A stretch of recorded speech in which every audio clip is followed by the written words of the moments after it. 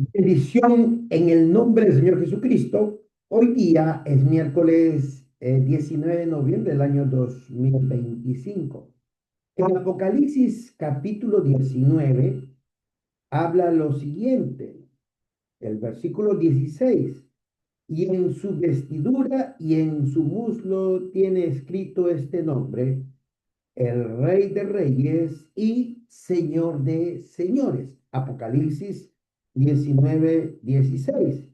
Y en su vestidura y en su muslo tiene escrito este nombre: Rey de Reyes y Señor de Señores. Cuando leemos este pasaje de Apocalipsis, siempre nosotros estamos afirmando que Jesucristo es el Rey de Reyes y Señor de Señores. El libro de las revelaciones de Jesús, cuando Juan, el último apóstol, ya había muerto Matías, casi la mayoría, y el último apóstol de los 12, incluido Matías, elegido según la historia real de Hechos capítulo 1 del doctor Lucas, es Matías, y murió Juan. Entonces, Juan, más o menos entre los 96 hasta los 100 años, sufrió persecución de Domiciano, un poderoso emperador que decía que era el Dominus, o sea, Dominus en latín es el Señor, el Dios, o si no, el Kyrios en griego, o que él era el Yahweh, el Señor de señores, o el Mesías que tanto esperaban los hebreos, israelíes, judíos ya para el tiempo donde se escribe Apocalipsis. Lo que vamos a ver es cómo ese título de Rey de Reyes ya está dado, profetizado en Isaías capítulo 9. Algo que hay que reconocer es que el libro de Isaías, tanto el capítulo 6 al 9, es el libro que nos habla de el advenimiento, el nacimiento del Mesías de manera milagrosa. Y desde el capítulo 8 al 11 está la manifestación del reino y cómo es que él iba a tener ese reinado con las características que dice Isaías capítulo 11. Y antiguamente, antes que nazca Jesucristo y antes que surja el cristianismo, los hebreos le llaman el libro de Emmanuel. Emmanuel significa Dios sobre nosotros, soberanía, Dios en nosotros, tanto el pueblo de Israel, las 12 tribus, o la iglesia en el Nuevo Testamento. Son diferentes. No es que la iglesia absorbió al pueblo de Dios, como dicen algunos, y es una interpretación respetable, no la estoy negando, sino estoy diciendo que a la luz de Génesis y Apocalipsis encontramos que siempre habla de los 12 patriarcas y las 12 tribus y habla de los 12 apóstoles. Yo creo firmemente que es Matías el 12º apóstol, aún el mismo Pablo no lo afirma. Él cuando dice que es apóstol usa el verbo, no habla de que él es uno de los 12, sino el verbo apóstol es justamente en griego el enviado. Una vez un pastor, Héctor Benavides, que lo invité a predicar en la iglesia Benecer ahí por los años 90, 91, él me decía: Cholo, Cholo, he visto que en la Biblia no existe la palabra misionero. ¿Por qué han puesto eso de misioneros como bautistas? Y yo le decía: mira, Héctor, cholo como tú y como yo, la palabra misionero, que ya te olvidaste de las enseñanzas del seminario, es del verbo apóstol, o sea, enviado, ¿no? No que seamos los 12 como ahora siguen nombrándose algunos, sino que somos enviados. Tú no eres enviado por el Seminario Bautista del Perú, donde estudiamos cuando era director el hermano Max Furo. Tampoco, inclusive, la asamblea que te nombra pastor, quien te envía, no, que debe ser así, ¿no? La iglesia local es la que nombra o la que despide, aumenta o sube el sueldo de los pastores, ¿no? Así somos los bautistas, congregacionalistas. Sino Héctor, lo invité a una campaña para predicar ahí en Ebenezer entre el año 90 91. su esposa Lili, bueno, nos conocimos de solteros, todos solteros ahí en el seminario, pero Lili era secretaria del Departamento de Comunicaciones, que luego lo asumió Sonia Mesa. Entonces, lo que estoy narrando es historia que está aquí, historia de nuestra convención. Pero algo interesante es que pude aclararle a mi amado pastor Héctor Benavides, invitado a predicar en una campaña, que la palabra misionero, es verdad, no está en el Nuevo Testamento, pero desde el Antiguo Testamento nace la idea de aquellos que son enviados, desde Naví o profetas o todos los que Dios envía. Entonces, pero volviendo al punto, Isaías 9:7 dice lo siguiente, desde el 6 al 7 dice, porque un niño nos es nacido, un hijo es dado, y el dominio estará sobre su hombro se llamará su nombre admirable, consejero, Dios fuerte, Padre eterno, príncipe de paz. Lo dilatado de su dominio y la paz no tendrá fin sobre el trono de David y sobre su reino para afirmarlo y fortalecerlo con derecho y con justicia. O sea, ya Isaías habla de la promesa que Dios justamente se lo da al mismo Samuel, ¿no? En segunda de Samuel, capítulo 16, segunda de Samuel, capítulo 7, perdón, segunda de Samuel, capítulo 7, 16, vamos a ver cómo Dios le promete justamente, déjeme ver, porque acá he separado las citas, tengo varias Biblias, y segunda de Samuel, capítulo 7, versículo 16, ¿no? Segunda de Samuel 7, 16, aquí está la promesa. Eh, en segunda de Samuel capítulo 7 se repite en Primera de Crónicas 17, del 1 al 27. Y noten ahí lo que dice justamente 7:16. Segunda de Samuel 7:16 dice lo siguiente. Estoy leyendo la Reina Valera contemporánea. Puede leer cualquier versión en español. Dice, tus descendientes vivirán seguros y afirmaré tu trono, el cual permanecerá para siempre.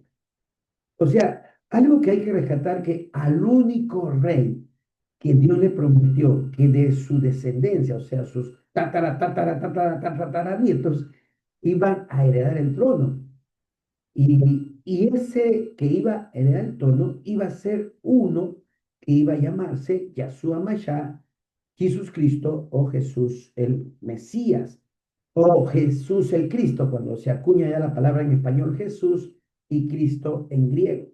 Ahora, si traducimos Yahshua Mashiach, significa que es Jesús, Yahshua, Jesús, Mashiach es el ungido o el Mesías. Pero volviendo a segunda de Samuel 7:16, tus descendientes vivirán seguros y afirmaré tu trono, el cual permanece para siempre. O sea, cuando dice Apocalipsis 19:16, el Rey de Reyes y Señor de Señores, está dado en la promesa que Dios le da a David. Por esa razón es que no podemos afirmar que ya Dios reemplazó a los 12 patriarcas, las 12 tribus, por la iglesia en los 12 apóstoles. Estamos diciendo entonces que la promesa que Dios le dio a David no es válida. Y también está en lo que es Primera de Crónicas, ¿no? Usted puede buscar ahí Primera de Crónicas desde el versículo de 17, Primera de Crónicas 17, del 1 al 27, y Segunda de Samuel, desde el 1, casi los 29 versículos, habla de esa promesa. O sea, Dios le prometió a David, le prometió al rey David. Entonces, hasta aquí vamos coordinando, o sea, lo que dice Apocalipsis, la revelación nada menos que era hijo de David. Por eso ustedes pueden entender cómo es que cuando ya vamos a la Biblia y encontramos en Lucas 1 del 31, a ver, déjenme ver ahora sí, ¿dónde está Lucas? Acá está Lucas capítulo 1, cuando el ángel le habla nada menos que a Zacarías, que era anciano, que con su esposa Elizabeth, ellos tenían una marca en la cual el Antiguo Testamento, la ley mosaica les impedía que, por ejemplo, Zacarías sea el sumo sacerdote. ¿Y cuál era? Que los dos eran estériles, o sea, no podían tener hijos. Y de todas maneras eran de la familia del sacerdocio de Abdías. Pero vamos a ver lo que le dice el ángel en lo que es Lucas capítulo 1, 31 al 37. Dice así, cuando ya el ángel se le aparece nada menos que primeramente se le aparece a el sacerdote Zacarías, que para algunos él no era sumo sacerdote que iba a entrar al lugar santísimo.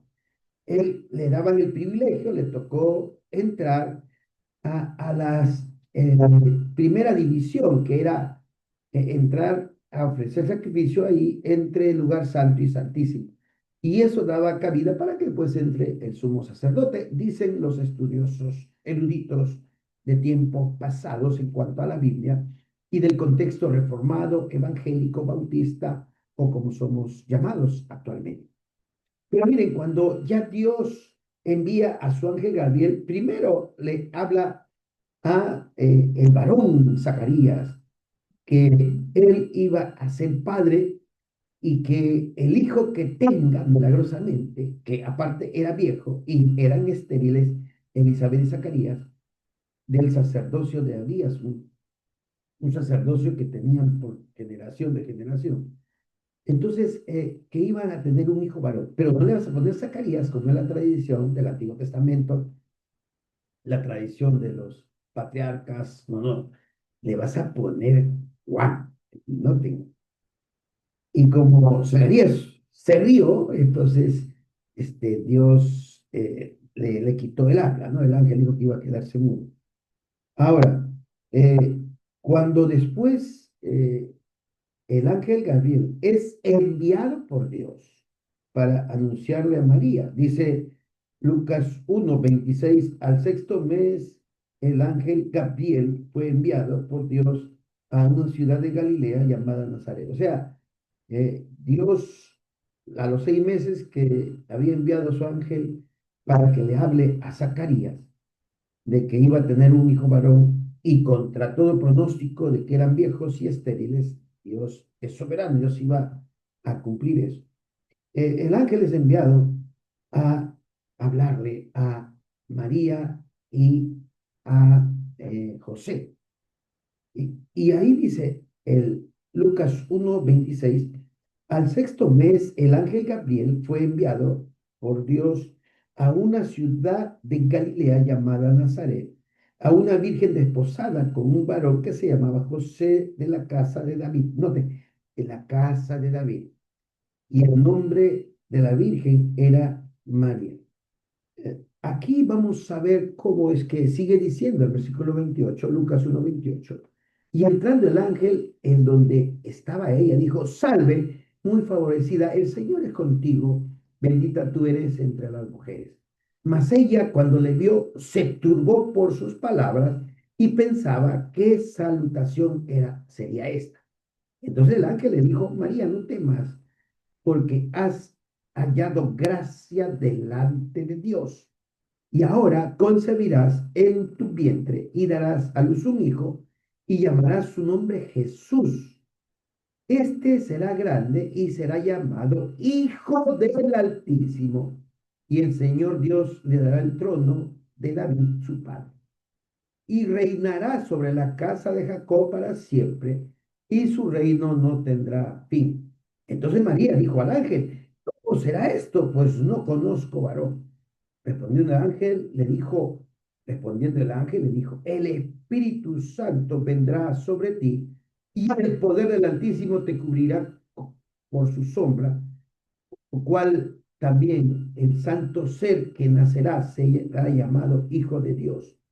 Y aquí tu parienta, Elizabeth, ella también ha concebido hijo en su vejez, y este es el sexto mes para ella, la que llamaban estéril, porque nada imposible para Dios. Entonces María dijo, he aquí la sierva del Señor, hágase conmigo conforme a tu palabra. Y el ángel se fue de su presencia.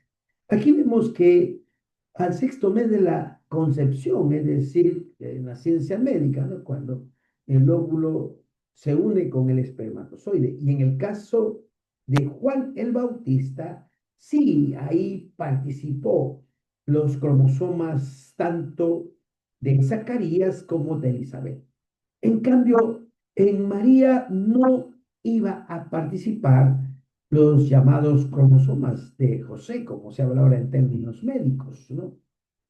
Entonces, ahí está la diferencia entre Juan, que afirmó que él no era el ungido, el Mesías, solamente era un mensajero que ya lo anunciaban los profetas, que cuando el Mesías iba a nacer de una virgen a la luz de Miqueas con Isaías, iba a ser justamente anunciado por un Elías que Jesús afirmó era Juan el Bautista y su pariente cercano, su pariente cercano. Entonces, hasta aquí seguimos con la premisa. Apocalipsis 19:16, Jesús es el Rey de Reyes, Señor de Señores, en base a que Dios le dio la promesa al rey David. Pero un detalle interesante, dice que su reino no tendrá fin. Y en el Antiguo Testamento vemos en la Biblia hebrea, israelí y judía, que ya estaba completada para el tiempo de Jesús, 280 años antes de Cristo, la Biblia hebrea ya estaba completa. Entonces, vemos que Apocalipsis tiene mucha razón. Pero hasta aquí vamos a detenernos y vamos a continuar el día de mañana. ¿Cómo es que tanto María como José eran descendientes del rey David, o sea, de sangre, ¿no? De sangre? Y tanto José tenía derecho a ser el rey de Israel en vez de Herodes, y María iba a ser la reina. Entonces, pero el hombre siempre en el Antiguo Testamento, como ahora en el Nuevo Testamento, es decir, los hebreos y judíos, como los llamados cristianos, que somos nosotros, más aún nosotros, ¿no? Nos llaman los evangelistas, los reformados, los luteranos, los herejes, que si estuviéramos en el siglo XII, que empezó la Inquisición con fuerza, o el XV, nos hubieran quemado. El actual Papa, y quiero decirle a los católicos, ¿no? Vean la historia, el actual Papa ya rompió con una bula papal, ¿no? Que María no es la mediadora. Ahora, la palabra corredentora es más moderna, ¿no? O sea, pero en cambio ya se elevó el papel de María. Por ejemplo, William Wycliffe, que fue quemado en la hoguera, es porque él decía que no se debe darle tantos privilegios al papado. Y también él quería que la Biblia, así como yo la tengo ahora en español, que la tengan en el idioma que se estaba formando. Realmente antes el inglés, español no existía. ¿En qué sentido? Como existen ahora. Porque aún el mismo inglés era una mezcla de alemán, francés, hasta que soltó, digamos, lo que hoy se llama el inglés, ¿no? El español también, ¿no? Es una mezcla. O sea, nuestros idiomas del romance que se llama, nacen del latín. De ahí pues que el papado se enfrascó La Biblia solo en latín. El idioma sagrado es el hebreo para los hebreos. Bueno, griego también, porque, bueno, en griego se escribió el Nuevo Testamento. Pero, bueno, arameo también, que hay en el Antiguo Testamento. Pero el idioma sagrado va a ser solamente en latín. Esa era la concepción que se adoptó equivocadamente. Pero sin embargo, muchos no hicieron caso, ¿no? Entonces, cuando William Wilker es quemado, no solamente es quemado digamos, él comenzó a que la Biblia se lea en su idioma, que ya para su tiempo ya estaba bien definido en inglés, inglés, francés, español. Por ejemplo, usted dice, en España todos hablan el castellano español. Mentira, está equivocado. Tienen que investigar que en España se habla el catalán y otros idiomas que nacen de latín. De latín nace el español español, como nosotros castellanos, nace el catalán, por decir un idioma. De latín también nace lo que es, digamos, es una lengua que dio origen o ayudó a la formación de los idiomas en los cuales hoy día están definidos como naciones. Antes, como naciones, ¿no? Antes no había las naciones, eran principados o reinos. Entonces vamos a seguir con cómo es que durante estos estudios, justamente he usado este trasfondo, cómo se escribía la Biblia en rollos y cómo ahora la podemos tener en este aparatito, ¿no? Que es el teléfono. Hasta aquí nada más nos quedamos, pero el tema que vamos a seguir es los derechos que tenía José y María para que José sea el rey de Israel y María la reina, no Herodes, que era corrupto. Entonces, si realmente el pueblo de Israel hubiera obedecido a Dios y se hubiera aceptado el trono y no se hubiera hecho tantos crímenes, Herodes reclamó ser de los asmoneos. Ah, y también se conoce más como los asmoneos, ¿no? Por eso algunos ignoran, dicen, no, Herodes no existe, no existe Jesucristo. Y yo me río, ¿no? Así como Elías se reía de los profetas de Baal cuando los retó, ¿no? A ver, jaja, a ver, despierten, su rey de repente está durmiendo. Así que a veces nos reímos no tanto como un signo de que nos queremos superiores, sino que eh, parece tan invisible. Imagínense, un futbolista borracho que hizo perder a la selección todo con todo su equipo de borracho. Cuando yo era joven, había una canción, ¿no? Perú campeón, es el grito que... Y ahí estaba Cholo Sotil, o sea, siempre las chapas se dan. Nosotros somos racistas. Y ese racismo se dio más intensamente cuando los europeos descubrieron desde América del Norte, América del Sur, y los europeos, holandeses y todo ello creían que eran superiores a los pieles rojas de Canadá y de Norteamérica. Así también los europeos de las coronas portuguesas, francesas, españolas y catalanes y todos, cuando descubrieron lo que hoy es la herencia de las coronas europeas y papal, ¿no?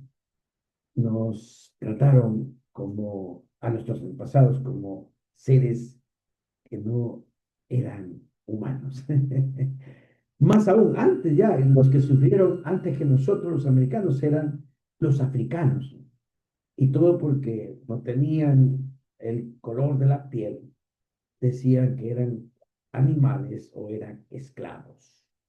Por eso la esclavitud más se da en el color cuando se descubre el continente africano.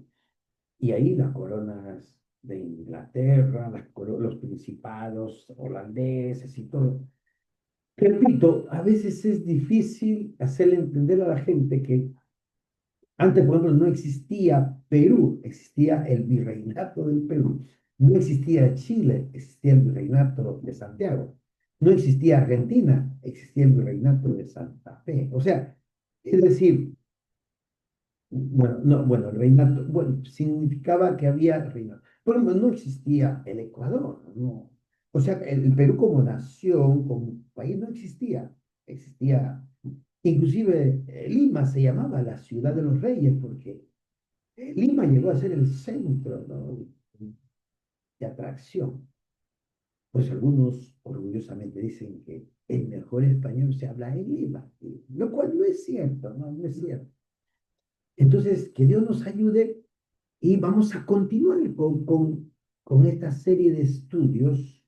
Y no tenga, estoy usando la Biblia en español, porque, porque es nuestro español. Y a veces sí trato de parecer al Yahshua Mashiach, ¿eh? Yahshua Mashiach, sino que en hebreo es Jesús el Mesías. Ahora, Yahshua Mashiach significa, se puede traducir Jesús el Mesías, Jesús el ungido, o Jesús el que iba a salvar. Jesús, el único representante de Dios en la tierra, es el Mesías, nada más. Y vamos a ver cómo su nacimiento aquí está dado con la promesa de que Él va a ser el Rey de Reyes y Señor de Señores. Entonces, seguimos con esta serie de estudios bíblicos sobre los derechos, primeramente, de José y María, que deberían haber sido José el rey de Israel y María la reina de Israel. Pero no para que se les venere ni se postren ante ellos como si fueran dioses, no. Aún el ángel le hizo pararse a Juan, oye, no me adores, porque antiguamente los hebreos cuando veían un ángel, por temor se tiraban a tierra. Lo interesante es que la palabra proscuneo, que se traduce al español como adoración, era justamente el caer a tierra, el tirarse a tierra, ¿no? Pero una gran diferencia según el contexto. Usted puede ver que, por ejemplo, en el Oriente siempre eh, se dobla casi la mitad, ¿no?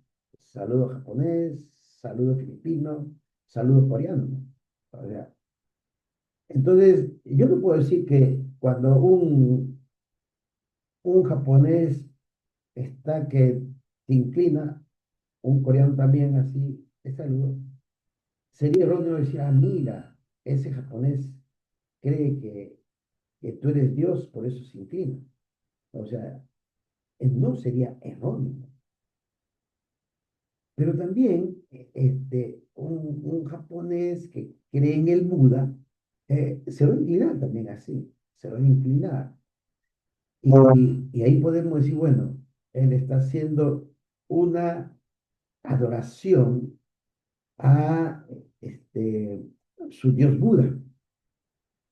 Y cuando está diciendo así, está haciendo un saludo al hombre. Entonces, ¿qué quiere decir? Que la adoración nace de lo que hay aquí y acá. Y aquí, acá en el Perú nos saludamos así, así. Es un saludo. Pero esto no tiene nada que ver con que si la mano del que estoy tomando es Dios o es hombre. O sea, nuestro saludo no se confunde con la adoración. En cambio, en el Oriente sí, se confunde lo que es el saludo al humano y también el saludo a los dioses. Más aún que en el Oriente todos creen que Dios es en todos, son panteístas. Y en cierta manera es muy antiguo, digamos, el saludo, que también cuando está diciendo así, por ejemplo, el japonés cree que el emperador es divino, entonces no solamente lo está saludando, sino, no solamente lo está venerando, sino lo está adorando. O sea, por eso Por eso a veces los católicos dicen, no, una cosa es venerar y otra cosa es adorar. Eso en realidad no existe, ¿no? Porque el contexto del saludo oriental se mezcla con la adoración. En cambio, nuestro saludo no se mezcla. Otro error también, ¿no? Dice que para imponer las manos tengo que recibir el Espíritu Santo. Ese es otro error también. Se llama problema semántico. El problema semántico es cuando en un idioma significa algo y se pronuncia casi igual. Un ejemplo clásico que me pasó a mí cuando era pastor en la iglesia Benecer de Miraflores es que nosotros, bueno, recibimos una carta y de un hermano brasileño. Yo era pastor de la iglesia Benecer de Miraflores en ese año, entre 89, 1989 y 1992. Entonces, en ese tiempo llegaba gente y este hermano brasileño llegó recomendado por un misionero que lo conocía y con una carta venida de Brasil, ¿no?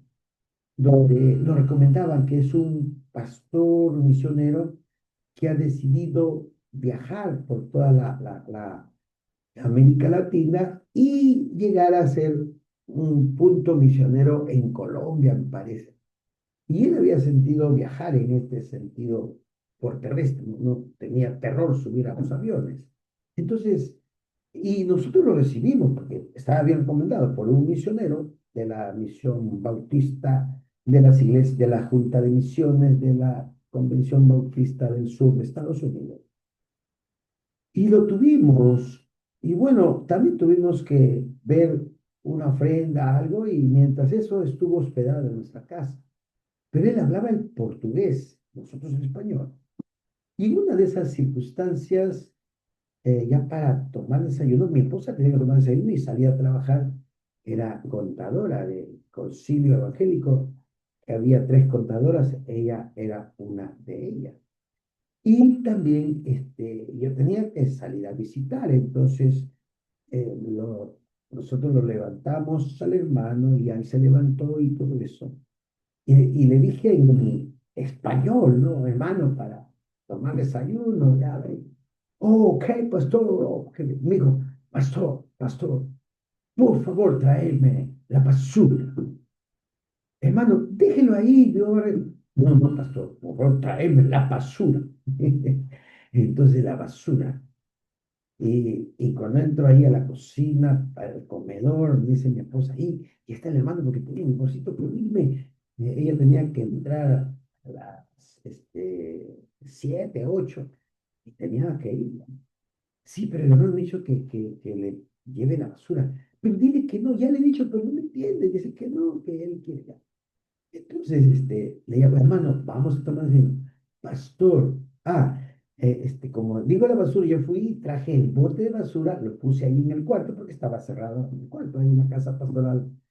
Tenía habitaciones para hospedar en mi casa, ¿no? Que era el segundo piso del templo de Iglesia Benecer de Miraflores. Coronel Inclán 799.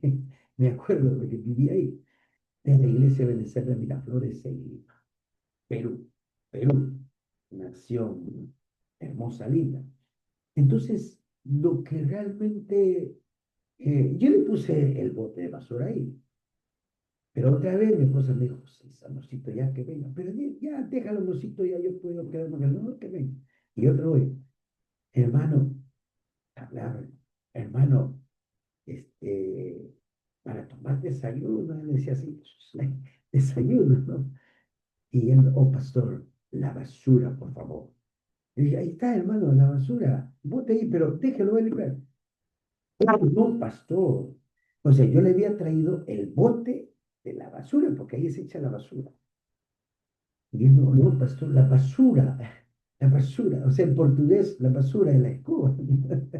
Y dije, no, hermano, ya olvídese, ya venga. Y me comencé a reír. Le dije, miren, Isabel, él me está pidiendo la escoba, que en portugués es basura, y yo le traía el bote. Eso se llama problema semántico. El problema semántico cuando en un idioma se pronuncia igual. Por ejemplo, yo veo el error que hay en portugués. Ya vi un video donde un tal vez no tenía mucha preparación, decía, el nombre Zeus era del dios pagano. Zeus es en griego es el nombre pagano. Pero un tremendo error, ¿no? Porque tal vez no ha estudiado, no sabe. Una cosa es T-H en Teus en griego, y otra cosa es Zeus con Z. Pero el problema es que en el portugués no hay diferencia.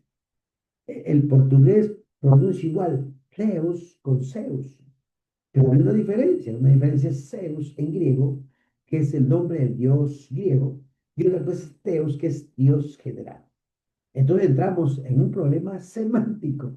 Y si la persona no está informada, incurre en error como ya decía esta persona, decía, no debemos pronunciar el nombre Teus, o sea, en griego, porque es el nombre de un dios pagano. Tremendo error. Y el error es porque la pronunciación de Zeus en griego con Teus, en portugués es Zeus, Zeus. Pero en realidad suena parecido, pero son dos términos diferentes en el griego. Ya entramos entonces al problema semántico, al problema de traducción y al problema de no estudiar bien el contexto. De ahí llamamos pues que la predicación, la enseñanza es positiva, es más cercana a que podamos extraer la palabra de Dios. Aunque no desechamos la teología sistemática y por temas sistemática es buena también, pero puede traer en confusión si es que la persona no tiene los conocimientos necesarios para no confundir los términos. Como los católicos dicen que una cosa es venerar y otra cosa es adoración. Cuando en realidad el texto de tanto hebreo, griego, arameo digamos, lo mismo.